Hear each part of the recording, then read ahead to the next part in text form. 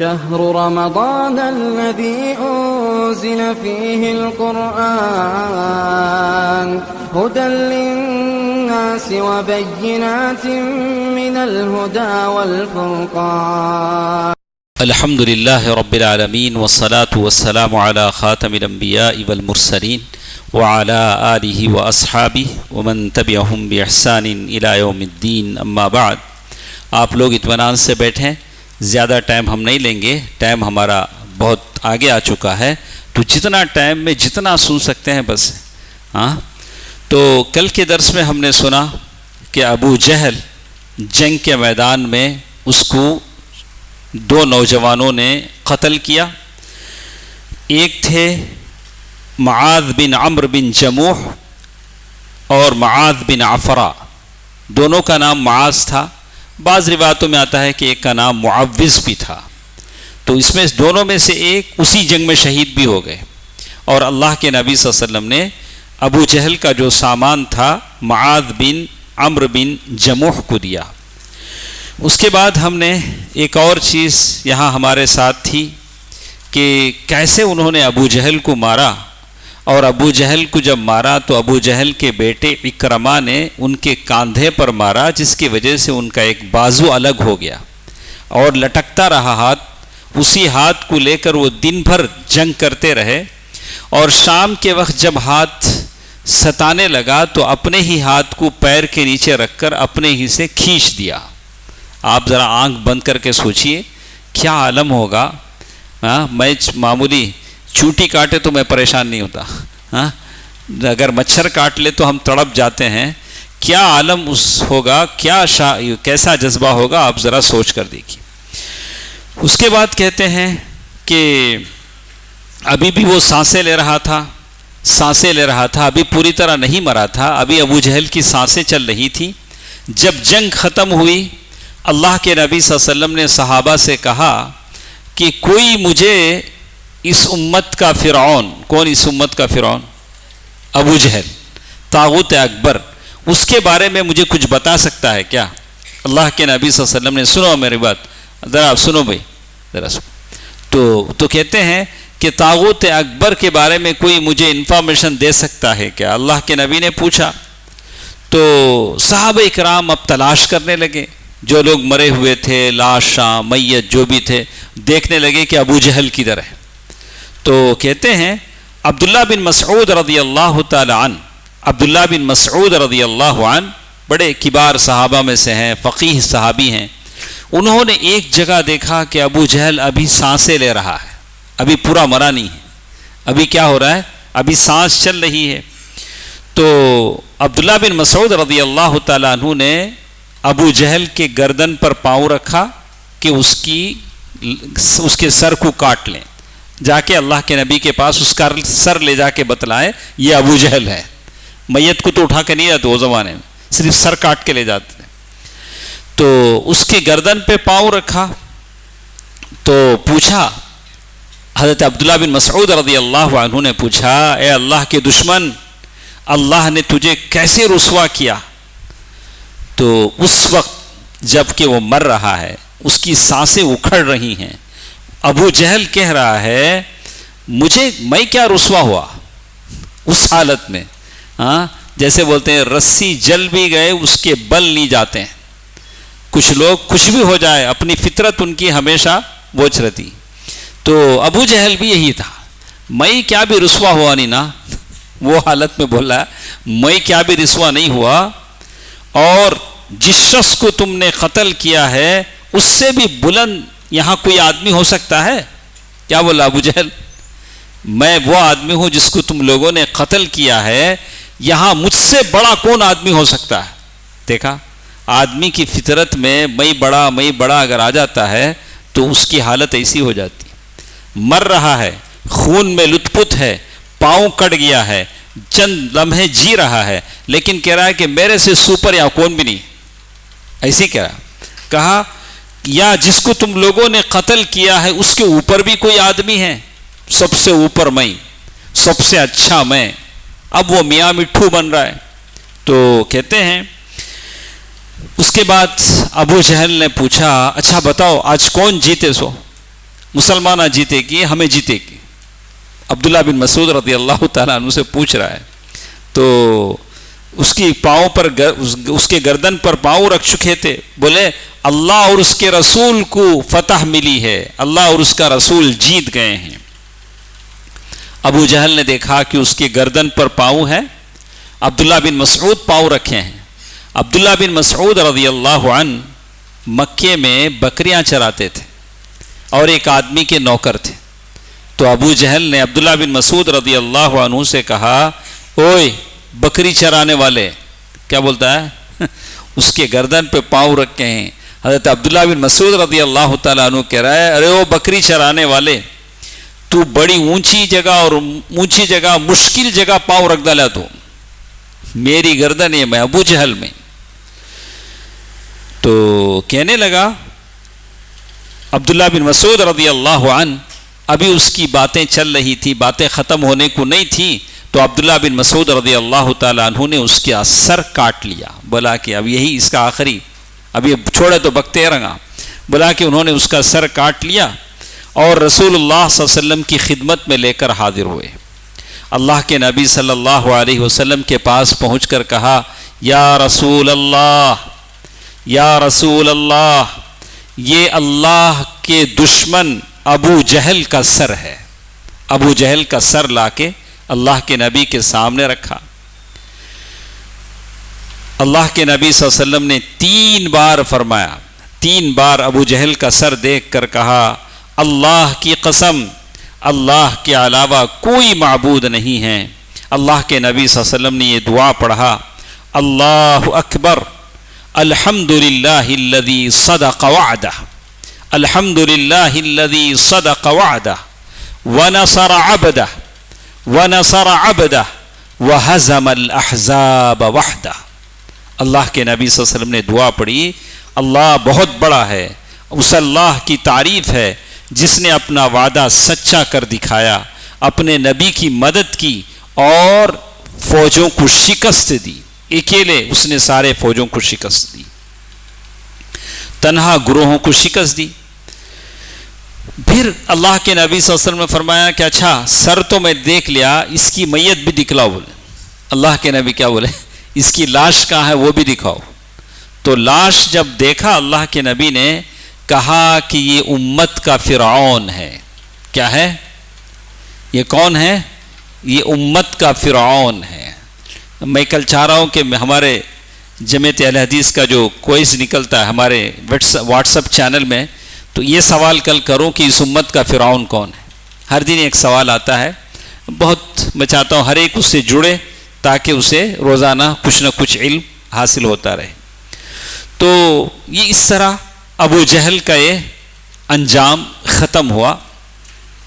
اس کے بعد کچھ تابناک نقوش بیان کرتے ہیں. اس جنگ بدر میں کچھ ایسی چیزیں دیکھنے کو ملی.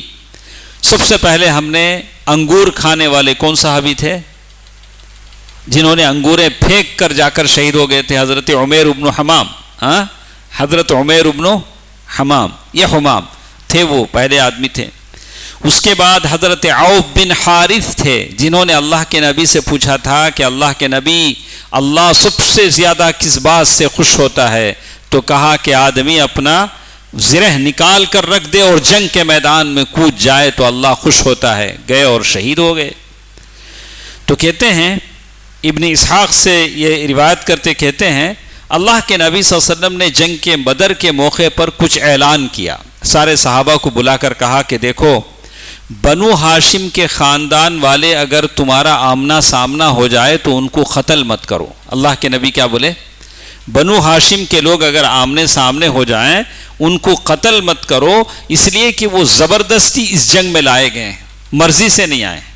بنو ہاشم اللہ کے نبی کا خاندان تھا, ہاشمی خاندان, زبردستی لائے گئے ہیں, انہیں قتل نہ کرو. اسی طرح اللہ کے نبی صلی اللہ علیہ وسلم نے فرمایا کہ ابو البختری بن ہشام, ابو البختری بن ہشام کو قتل نہ کرو, وہ بھی جنگ میں آئے تھے. اللہ کے نبی نے تھوڑے لوگوں کو ایگزمپشن دیا کہ ان لوگوں کو قتل نہیں کرو. اچھا کیوں قتل نہیں کرو؟ ابو البختری بن ہشام کو اس لیے قتل نہ کرو کہ جب تک اللہ کے نبی مکے میں تھے کبھی انہوں نے نہیں ستایا. ستانے والوں کو برا بھلا کہا، اور کعبۃ اللہ میں جب بیکاٹ لگایا گیا تو اس کو انہوں نے چاک کروایا اور اس کو ختم کروایا، وہ ابو البختری بن ہشام تھے، لیکن وہ بھی قتل کیے گئے۔ وہ کیسے قتل ہوئے؟ عجیب، ایسے بھی دوست ہوتے ہیں، ایسے بھی دوست ہوتے ہیں۔ ابو البختری جب ایک مسلمان صحابی کے سامنے آئے، انہوں نے کہا کہ ابو البختری آپ ہٹ جاؤ، اللہ کے نبی نے آپ کو نہیں قتل کرنے کو بولا ہے۔ تو ابو البختری کے ساتھ ایک دوست تھے ان کے فرینڈ، تو انہوں نے پوچھا اچھا میرے دوست کو تم لوگ قتل کر ڈالیں گے؟ بولا کہ اللہ کے نبی نے آپ کے بارے میں کہا ہے، آپ کے دوست کے بارے میں کیا بھی نہیں بولے، ہم آپ کے دوست کو قتل کریں گے۔ تو ابو البختری نے کہا کہ اگر اس کو قتل کرنا ہے تو ہم دونوں ساتھ لڑتے ہیں۔ تو اس طرح دونوں بھی قتل ہوئے۔ یہ دوستی تھی جو جنگ کے میدان میں یہ دوستی کا کارنامہ تھا۔ اور اسی طرح اللہ کے نبی صلی اللہ علیہ وسلم نے حضرت عباس بن عبد المطلب کو قتل کرنے سے منع کیا، قتل کرنے سے منع کیا۔ لیکن یہاں ایک معاملہ ایسا ہوا کہ اس جنگ میں مکے کے کافروں کے جو سردار تھے وہ تھے عتبہ، جو شروع میں مارے گئے تھے مبارزت میں۔ عتبہ کے بیٹے مسلمان ہو کے مسلمانوں کے ساتھ تھے۔ اللہ کے نبی صلی اللہ علیہ وسلم نے کہا کہ عباس کو قتل نہیں کرو، تو عتبہ کے بیٹے ابو حذیفہ نے کہا ایسا کیسے ہوگا کہ ہم ہمارے باپ بیٹوں کو قتل کر دیں اور عباس کو چھوڑ دیں؟ ہم ایسا نہیں چھوڑیں گے، اگر عباس آ جائیں گے تو ہم ان کو بھی قتل کر دیں گے۔ تو ظاہر ہے اللہ کے نبی صلی اللہ علیہ وسلم کے بات کے خلاف یہ بات تھی۔ تو اللہ کے نبی صلی اللہ علیہ وسلم یہ بات سن کر اندر گئے اور حضرت عمر رضی اللہ تعالیٰ عنہ سے کہا کہ عمر کیا عباس کو قتل کر دیا جائے گا؟ تو حضرت عمر رضی اللہ تعالیٰ عنہ نے کہا اللہ کے نبی آپ مجھے حکم دیں، میں ابو حذیفہ کو قتل کر دیتا ہوں جو مسلمانوں میں تھے۔ لیکن بعد میں ابو حذیفہ رضی اللہ عنہ کہتے ہیں کہ زندگی بھر ان کو اس پر افسوس رہا جو انہوں نے اللہ کے نبی صلی اللہ علیہ وسلم کے بات کی مخالفت کی، اور اللہ تعالیٰ سے وہ دعا مانگتے رہے اللہ جو بات میں نے کہہ دی ہے یا اللہ اس بات کے معافی کے لیے مجھے شہادت کی موت عطا فرما۔ تو بالآخر یمامہ کی جنگ میں یہ شہید ہوئے ابو حذیفہ رضی اللہ عنہ، صرف ایک بات کی وجہ سے، اس بات کی معافی کے لیے وہ اللہ سے دعا کرتے رہے، بالآخر یمامہ کی جنگ میں وہ شہید ہوئے۔ ابو البختری کو قتل کرنے سے اللہ کے نبی صلی اللہ علیہ وسلم نے منع کیا تھا، اس لیے کہ یہ اللہ کے نبی صلی اللہ علیہ وسلم کا بہت ساتھ دیتے تھے، بنی ہاشم کا ساتھ دیتے تھے، بائیکاٹ کو انہوں نے ختم کیا تھا۔ لیکن جیسے میں نے بتایا اپنے دوست کی وجہ سے ابو البختری بھی اس جنگ میں قتل کیے گئے۔ اب یہاں سے اصل بات شروع ہوتی دیکھیے، ہم نے کبھی سنا ہوگا علماء واعظین جب وعظ کرتے ہیں تو امیہ بن خلف کا بہت نام لیتے ہیں۔ امیہ بن خلف یہ مکے کا سردار تھا، مکے کے قریش کا سردار تھا، اور اس کے پاس نوکر تھے حضرت بلال رضی اللہ عنہ، اور بلال رضی اللہ عنہ کو بہت ستایا تھا۔ اور امیہ بن خلف اس کے جو دوست تھے مدینے میں وہ عبد الرحمن ابن عوف تھے، عبد الرحمن ابن عوف رضی اللہ تعالیٰ عنہ تھے۔ جنگ ہو رہی تھی تو ایک جگہ عبد الرحمن ابن عوف رضی اللہ عنہ نے دیکھا کہ امیہ ٹھہرا ہوا ہے اپنے بیٹے کے ساتھ۔ اب امیہ کی خواہش یہ ہے کہ کوئی اسے قید کر لے، قید کرنے کا فائدہ یہ ہوگا کہ قتل سے بچ جائے گا، اگر کوئی بھی قید نہیں کرے تو جنگ میں مارا جائے گا، اگر قید ہو جائے گا تو کم از کم فدیہ دے کے چھوٹ جائے گا۔ تو دیکھا کہ ایک طرف سے عبد الرحمن ابن عوف جا رہے ہیں، عبد الرحمن بن عوف کے ہاتھوں میں زرہیں ہیں، لوہے کا ڈریس ہے، جنگ میں غنیمت کے طور پر کہیں ملے ہیں، وہ لے کے جا رہے ہیں۔ تو امیہ بن خلف نے کہا کہ عبد الرحمن وہ زرہیں لے کے کیا کرو گے؟ مجھے قید کر لو، میرے بیٹے کو قید کر لو، میں دودھ دینے والی اونٹنیاں تمہیں دوں گا، تمہیں دودھ نہیں چاہیے، بہت پیسہ دوں گا۔ تو عبد الرحمن ابن عوف رضی اللہ تعالیٰ عنہ نے کہا اچھا یہ تو بڑا اچھا موقع ہے، وہ زریں وہاں پھینک دی اور پھینک کر اس کو قید کر لیا، امیہ بن خلف کو، اس کے بیٹے کو بولا کہ یہ میرے قیدی ہیں. تھوڑی دور گئے, بلال رضی اللہ تعالیٰ عنہ کی نگاہ پڑ گئی. حضرت بلال نے دیکھ لیا, بولے کہ عبد الرحمن یہ تمہارے ساتھ امیہ ہے نا, وہ مجھے جو ستاتا تھا مدینے مکے میں. بولے کہ ہاں امیہ ہے اور میں نے اسے قید کیا ہے, یہ میرا آدمی ہے. تو بلال رضی اللہ تعالیٰ عنہ نے کہا کہ نہیں. بلال رضی اللہ تعالیٰ عنہ نے کہا, ایک ہی بات بلال رضی اللہ تعالیٰ عنہ نے اس وقت کہی, جیسے یہاں تاریخ میں یہ لکھتے ہیں. کیا کہا بلال رضی اللہ تعالیٰ عنہ نے؟ کہا او کافروں کا سردار امیہ بن خلف, اب تو بچے گا یا میں بچوں گا. کیا کہا انہوں نے؟ یا تو بچے گا یا میں بچوں گا. تو عبد الرحمن ابن عوف رضی اللہ تعالیٰ عنہ نے کہا کہ یہ تو میرا قیدی ہے.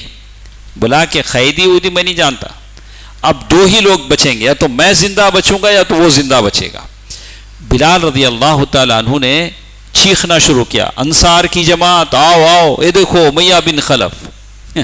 اب عبد الرحمن ابن عوف رضی اللہ تعالیٰ عنہ کہتے ہیں کہ تلواریں لے کر ایک جماعت آ گئی, اور میں نے بہت کوشش کیا بچانے کی, لیکن انصاریوں نے تلواروں سے دونوں کو کاٹ کر رکھ دیا. امیہ بن خلف اور اس کے بیٹے کو کاٹ کر رکھ دیا, ختم ہو گئے. اس کے بعد عبد الرحمن ابن عوف رضی اللہ تعالیٰ عنہ نے کہا, اللہ بلال پر رحم کرے, میری زریں بھی چلے گئی, اونٹنیاں بھی چلے گئی. امیہ بن خلف ختم ہو گیا, میں وہ زریں لے کے جاتا تو وہ بچ جاتی تھی. تو اسی لیے انہوں نے کہا کہ میری زریں بھی گئی اور میرے قیدی کے بارے میں مجھے تڑپا گئے, میرا قیدی بھی چلا گیا. تو زاد المعاد میں ابن قیم رحمہ اللہ نے اس واقعے کی بڑی تفصیل لکھی ہے. اور یہ جنگ بدر تھا جس میں عمر بن خطاب رضی اللہ عنہ نے اپنے ماموں عاص بن ہشام بن مغیرہ کو قتل کیا. آپ اندازہ لگائیے کہ ادھر بیٹا تھا تو ادھر باپ تھا, ادھر ماموں تھا تو ادھر بھانجا تھا. ایسے ہی بدر کی جنگ تھی. حضرت ابوبکر صدیق رضی اللہ عنہ نے اپنے بیٹے عبد الرحمن کو, جو اس وقت مشرکین کے ساتھ تھے, پکار کر کہا, ارے خبیث میرا مال کہاں ہے. اپنے بیٹے سے کہا, بیٹے مسلمان نہیں ہوئے تھے. تو کہتے ہیں کہ اس کے بعد انہوں نے ایک اور واقعہ یہاں تفصیل کے ساتھ ذکر کیا ہے. اس جنگ میں عکاشہ بن محسن بن اسدی, عکاشہ بن محسن رضی اللہ عنہ, حدیث میں آتا ہے. یہ حدیث میں سنا کر اپنی بات ختم کرتا ہوں. کتاب التوحید میں شیخ محمد بن عبد الوہاب رحمہ اللہ نے اس حدیث کو ذکر کیا ہے. حدیث کے الفاظ کیا ہیں؟ اللہ کے نبی صلی اللہ علیہ وسلم کو اسراء اور معراج کے دن بتایا گیا. اللہ کے نبی نے دیکھا کہ ادھر بہت لوگ ہیں, بولا کہ یہ میری امتی ہیں. ادھر کچھ بولا نہیں, یہ موسیٰ علیہ السلام کے لوگ ہیں. ادھر بہت لوگ جنت میں ہیں. تو بولا کہ اللہ کے نبی یہ آپ کے امتی ہیں, لیکن آپ کی امت میں سے 70,000 ایسے لوگ ہوں گے جو جنت میں بغیر حساب کے جائیں گے. تو پوچھا گیا کہ یہ کون لوگ ہیں جو 70,000 بغیر حساب کے جائیں گے؟ تو حدیث میں بتایا گیا, الذین لا یسترقون, وہ لوگ جو رقیہ نہیں کرتے ہیں, وہ لوگ جو رقیہ نہیں کرتے ہیں. آج رقیہ بڑا عام ہے, کسے دیکھے تو بھی رقیہ کون کرتے, کہاں کرتے. یہ ایک راقی بس نہیں ہوتا, ڈھونڈ لیتے, زندگی بھر ڈھونڈتے رہتا, ان کے پاس کریں گے کہ ان کے پاس کریں گے کہ. رقیہ آدمی اپنے آپ سے خود کر لے, یہ سب سے بہترین ہے. رقیہ کیا ہے؟ سورہ فاتحہ, آیت الکرسی اور معوذتین آپ پڑھیں, پڑھ کر ہاتھوں پر پھونک لیں, اور جہاں جہاں تکلیف ہے آپ پھر, ہو گیا, خلاص آپ نے رقیہ کر لیا. نظر سے رقیہ ہے, اور زہریلے جانور کے ڈسنے سے رقیہ ہے, کسی بھی چیز سے آپ اپنے سے رقیہ کر لیں. اللہ کے نبی نے کبھی نہیں کہا کہ رقیہ تلاش کرنے کے لیے گھومتے رہو, کہا کہ جو رقیہ نہیں کرتا ہے وہ بغیر حساب کے جنت میں جائے گا, بلا ضرورت کے. ضرورت ہے تو کرو, کوئی حرج نہیں, بغیر ضرورت کے صرف دل کی تسلی کے لیے راخیوں کو تلاش رہے ہیں, پیسہ بھی خرچ کر رہے ہیں, اس کے پاس اس کے پاس, ضرورت ہے تو جاؤ, کوئی حرج نہیں ہے. کہا کہ جو بغیر ضرورت کے رقیہ نہ کرے، اللہ پر توکل کرے، وہ بغیر حساب کی جنت میں جائیں گے. الذین لا یسترقون. اسی طرح کہا والذین لا یتطیرون، وہ لوگ جو بدشگونی نہیں لیتے. شگون لینا دو طریقے کا ہوتا ہے، ایک نیک شگون، ایک بد شگون. کیسے؟ آپ کو کوئی آدمی پیمنٹ دینا تھا، کیا سنا بھائی؟ دے نہیں رہا تھا. اب جانے گھر سے باہر نکلے، پیمنٹ لانے جانا ہے، ایک آواز کان میں آئی، با انہیں دے ڈالیں گا با. وہ آواز سن کو کیا تھا، ہاں کیا آج اچھا ہوئے سر کا دکھتا، میرا پیمنٹ مل جائے گا. یہ اچھا شگون آپ لے سکتے ہیں، کیا بھی حرج نہیں. جیسے اللہ کے نبی صلی اللہ علیہ وسلم صلح حدیبیہ کے موقع پر سہیل آئے، اللہ کے نبی نے کہا کہ ارے سہیل آئے ہیں، معاملہ سہل ہو جائے گا، آسان ہو جائے گا. یہ شگون آدمی لے سکتا ہے. برا شگون کیا ہے؟ کوئی آدمی اپنے کسی کام سے نکلا، باہر نکلتے ہی کوا پکارنے، ارے کیا با کوا پکارتا، کام ہوگا نہیں دکھتا نا. کیا گھر سے باہر نکلتے ہی کون کی بیوہ عورت، انہوں جالے کو تھے بیچارے، ان کے رستے کو انہوں جالے تھے، ابا بیوہ عورت آگے نا رستے میں کام نہیں ہوگا میرا. بلا کہ بیوہ عورت سے، بلی سے، کوے کے پکارنے سے، الو کے پکارنے سے، یا بیٹھے بیٹھے کرنٹ چلے گا، ہاں با ہمیں ڈیل کر لے کو تھے، کرنٹ چلے گا، کام نہیں ہوگا، یہ ڈیل کینسل. یہ کسی کو چھینک آ گئی، بلا کہ یہ کام نہیں ہو. یہ شگون غلط ہے، یہ ایسے تو آدمی کو نہیں کرنا چاہیے، اس لیے کہ ساری چیزیں اللہ کی طرف سے لکھی ہوئی ہیں. اگر کوئی یہ سمجھتا ہے کہ یہ چھوٹی چھوٹی چیزیں اس کے کام کو بگاڑ دیں گی تو اللہ پر اس کا بھروسہ نہیں. اور ایک چیز میں بتائی، وَلَا يَكْتَعُونَ، جو جلا کر علاج نہیں کرتے ہیں. اللہ کے نبی نے اسے پسند کیا. پہلا زمانہ تھا، اینٹی بائیوٹک کا زمانہ نہیں تھا، خون روکنے کے لیے کسی جلا کر علاج کرتے تھے. اللہ کے نبی نے منع کیا، کہا کہ جو لوگ ایسے 3 کام نہیں کریں گے بغیر حساب کی جنت میں جائیں گے. اچھا، رقیہ نہیں کرنا کی رقیہ کرنا، اللہ کے نبی نے حسن اور حسین کو کہا اعیذکما بکلمات اللہ التامات من شر ما خلق. حسن اور حسین کے لیے کیا، جبریل نے اللہ کے نبی کے لیے رقیہ کیا. کر سکتے ہیں لیکن کب ضرورت ہو. اس ضرورت کے باوجود بھی اگر اللہ پر توکل کر کے کوئی چھوڑ دے، بلا کہ نہیں، اللہ کے ہاتھ میں. رقیے کے لیے جو شرائط بتائے گئے وہ 3 شرائط ہیں جو بتائے جاتے ہیں. کہا کہ راقی جو کچھ پڑھ رہا ہے قرآن کی آیتوں سے، صحیح مسنون دعاؤں سے پڑھے، فرسٹ تھی. اور اسی طرح دوسرا کنڈیشن بتلایا گیا کہ اس کے معنی اور مطلب سمجھ میں آتے ہوں. ایسی باتیں نہیں کریں جیسے کوئی کالی کا ایسے سامنے والے کو سمجھ میں نہیں آیا، جیسے وہ لوگ تعویذ میں لکھتے، کیا کہ لکھتے سمجھ میں نہیں آتا. بولا کہ ویسی چیزیں نہیں ہونی چاہیے. تیسری چیز ایسی بتائی گئی کہ آدمی یہ یقین رکھے کہ اس رقیے میں کوئی تاثیر نہیں ہے، اللہ شفا دے گا. تو اب لوگ بھی کیا کرتے ہیں، انہوں رقیہ کرے تو اثر نہیں ہوگا، انہوں کرے تو ہوگا. تو اسے قرآن کی آیتوں پر اثر نہیں ہے، وہ پرسن پہ ہے. انہوں کرے تو چھوگا، انہوں کرے تو، ارے انہوں بھی وہ قرآن کی آیتیں پڑھتے ہیں، انہوں بھی وہ قرآن کی آیتیں پڑھتے ہیں. تو یہ آدمی جو اس طرح کرتا ہے یہ بھی غلط ہے. تو یہاں ہمارے ساتھ ایک بات چلی تھی ایک عکاشہ بن محصن سے. اللہ کے نبی صلی اللہ علیہ وسلم نے یہ بات جب فرمایا تو اللہ کے نبی صلی اللہ علیہ وسلم کی یہ صحابی عکاشہ بن محصن اٹھ کر بولے، اللہ کے نبی آپ دعا فرما دیجئے کہ اللہ مجھے اس 70,000 لوگوں میں سے بنا دے. اللہ کے نبی صلی اللہ علیہ وسلم نے ان کے لیے دعا فرمایا، انت منہم، عکاشہ تم ان 70,000 لوگوں میں سے ہو.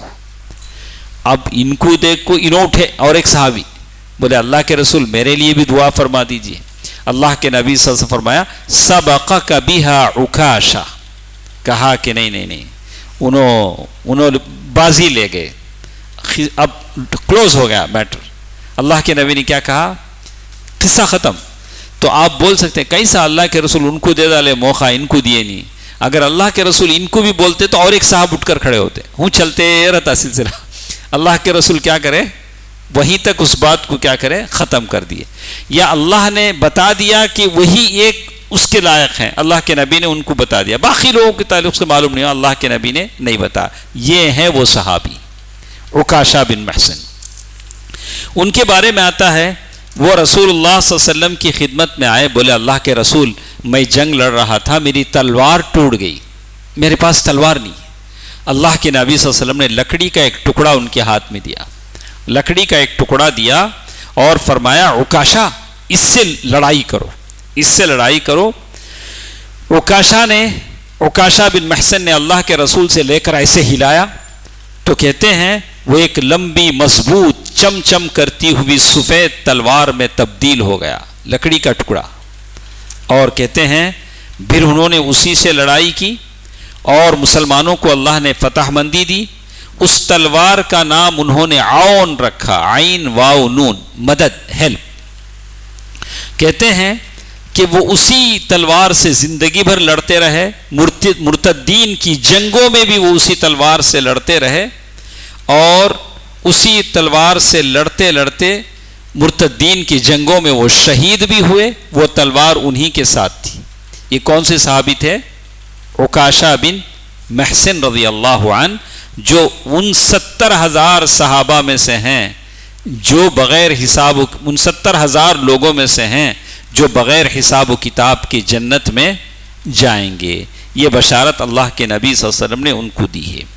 کچھ اور باتیں اسی سے جڑی جنگ بدر کے حالات سے، خاتمے سے، قیدیوں سے ہمارے ساتھ ہیں، انشاءاللہ کل کے درس میں ہم سنتے ہیں۔ ہمارے ساتھ جمع رہیں۔ اللہ تعالیٰ سے ہم دعا کرتے ہیں اللہ ہمارا حشر ان پاک صحابہ کے ساتھ فرمائے جن کا ذکر ہم پڑھ رہے ہیں، کل حشر میں ہم اپنی آنکھوں سے ان کو دیکھیں، ان کے ساتھ اٹھے بیٹھیں۔ اللہ ہم سب کو توفیق عطا فرمائے، آمین۔ والسلام علیکم ورحمۃ اللہ وبرکاتہ۔